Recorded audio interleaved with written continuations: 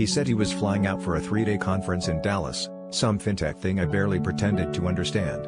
The night before he left, he was nervy, packing and unpacking, checking his watch like he was expecting someone. I chalked it up to stress, but he hugged me too hard before he left, whispered, "I love you," in a voice that sounded like a goodbye. The next morning, his suitcase was gone, and so was he. That afternoon, I was microwaving leftovers when the TV started blaring. The local news was running a segment on couples therapy, and there, on the ugly beige couch in Dr. Fenton's office, was my boyfriend, not in Dallas, but 5 miles from our apartment. He was holding hands with a woman I'd never seen, her head on his shoulder, both of them talking about building trust after betrayal.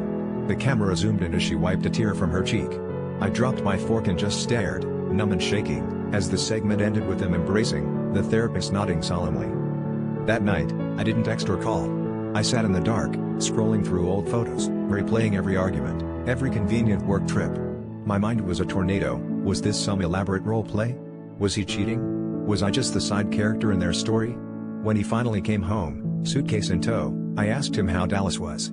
He blinked, hesitated, then spun a story about flight delays and client dinners, never once mentioning the news, never once meeting my eyes. The twist that gutted me most wasn't the cheating, or the lies, or even seeing him on TV. It was realizing how badly I wanted to believe him, how I'd rather swallow a lie than face the loneliness that had been festering between us for months. I told him I knew, watched his face crumble, and for the first time, I saw my own reflection in his fear. Two people so desperate to avoid being alone, we both become strangers to ourselves.